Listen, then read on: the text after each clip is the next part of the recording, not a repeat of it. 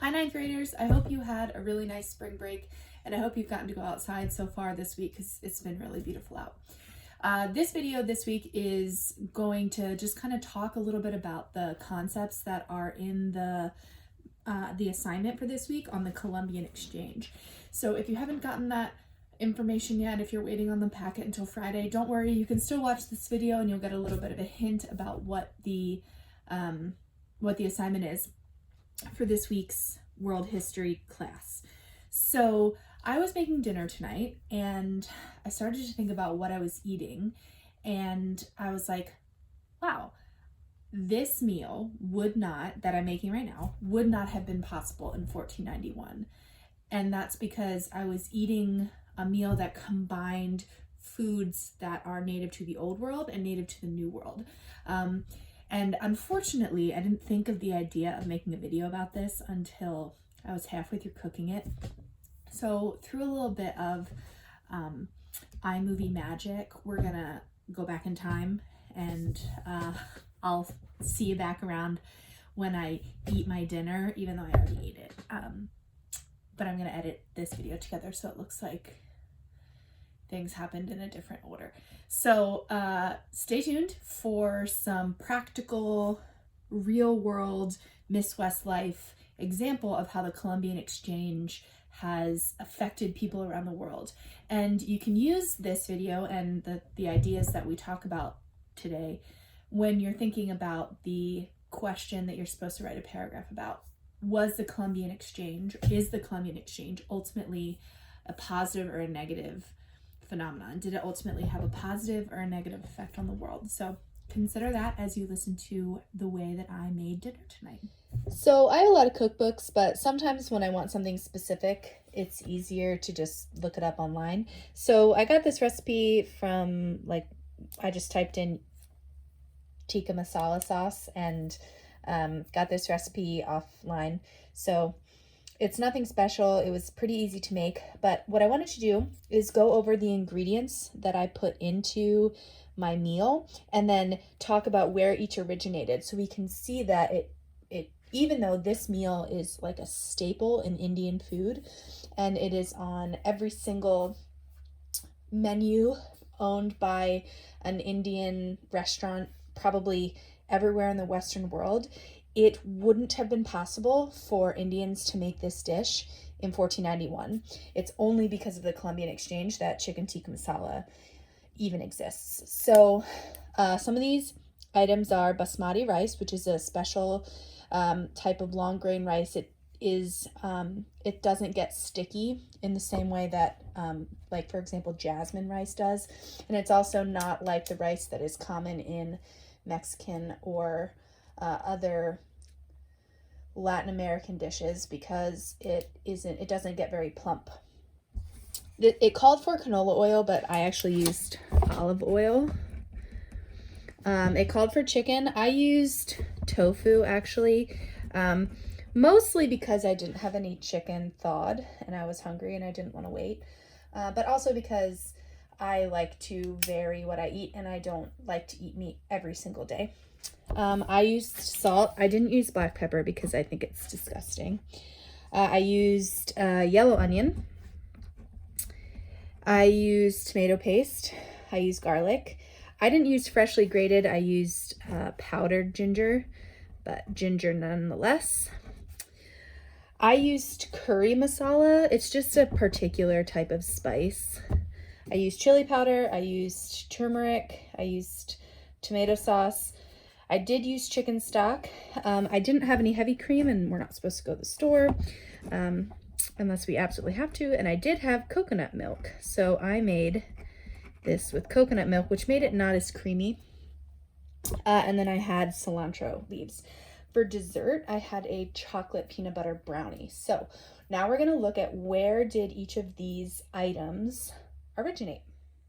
Okay, so I went through the recipe and I figured out, I just literally typed into Google, where did blank originate? Some of these I already knew, but I wanted to get everything for the purpose of this video. So basmati rice is from India. The other thing I want to do with this video is not only show you how significant the Columbian Exchange was to people's diets around the world, but hopefully you'll see by the end of this video too just how important the Silk Road trade was as well, because we touched on this briefly, but the Silk Road wasn't just an opportunity for, I mean, it's called the Silk Road, but silk wasn't the only valuable item traded.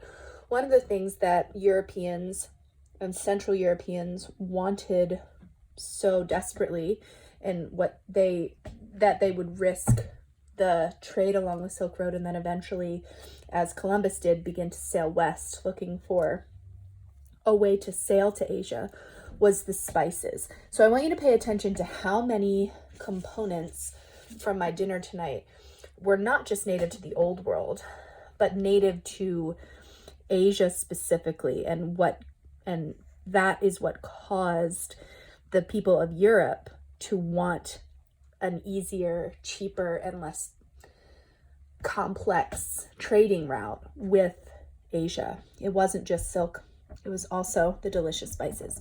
So olive oil comes from the Fertile Crescent. Salt is actually found in both the Old World and the New World, because you can get salt from the ocean. So people have been desalinating water.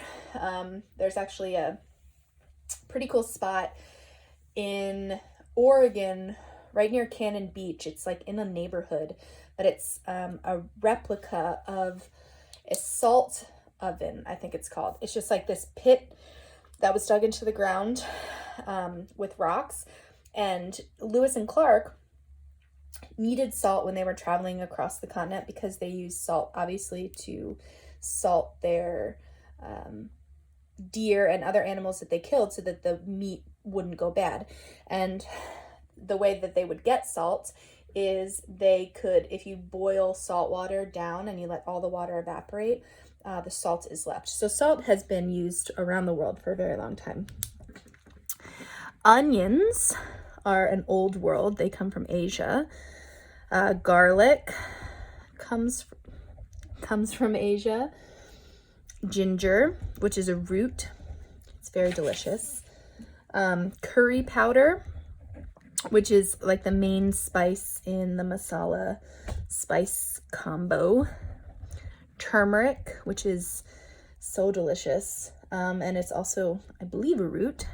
I didn't use chicken. I used tofu in this recipe, and tofu is made out of soybeans. So soybeans come from China. Tomatoes, though. Tomatoes come from the New World. They come from Central America. So the tomato paste and the tomato sauce that this recipe called for needed to come from the New World.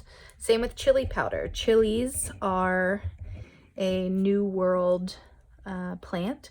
So drying chilies and grinding up the powder is something that is only possible, or was only possible, to people in the New World.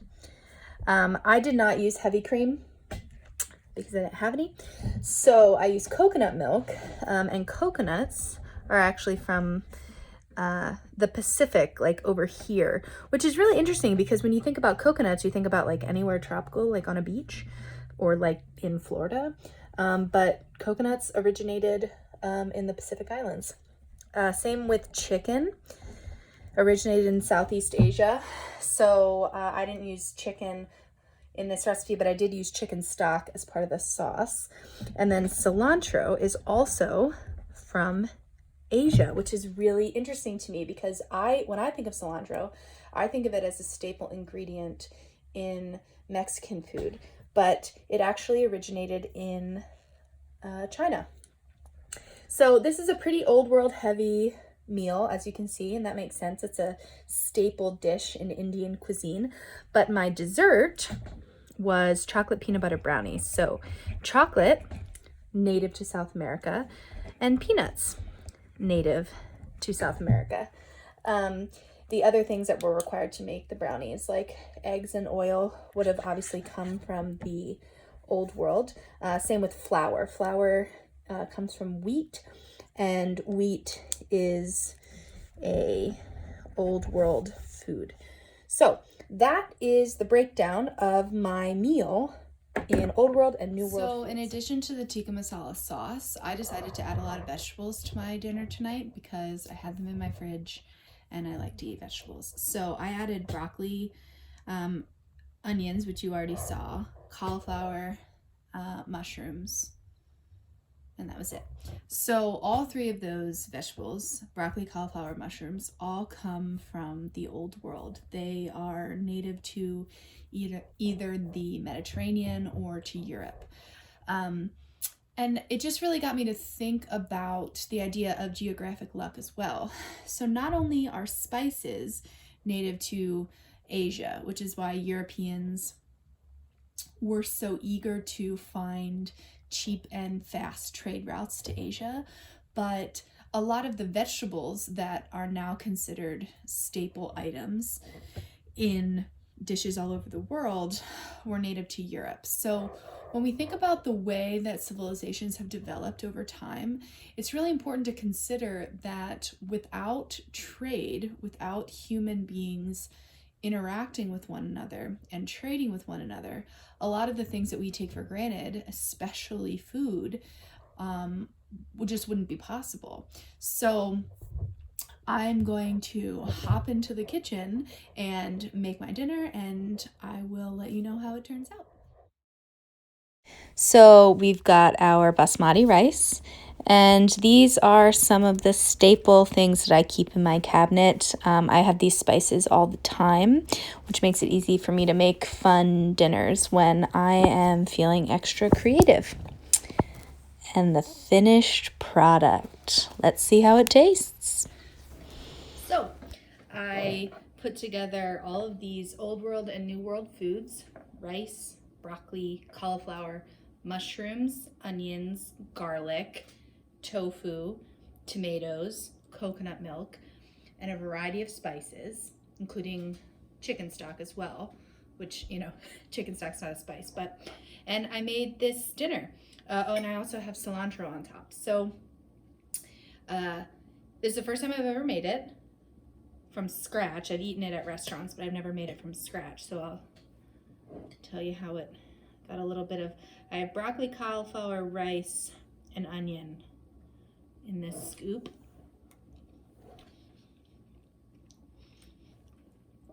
It's pretty good. It doesn't taste exactly as I remember it tasting in a restaurant, but can't go to restaurants anyway, so this is pretty good. So, what I'd like you to think about this week as you eat meals with your family: are you eating meals that would have been possible in 1491? Or are you eating meals that are only possible because of the Columbian Exchange? And if you like to cook, or you're one of the people in your family who's doing the cooking, feel free to email me with what you're cooking. I am always looking for new recipes.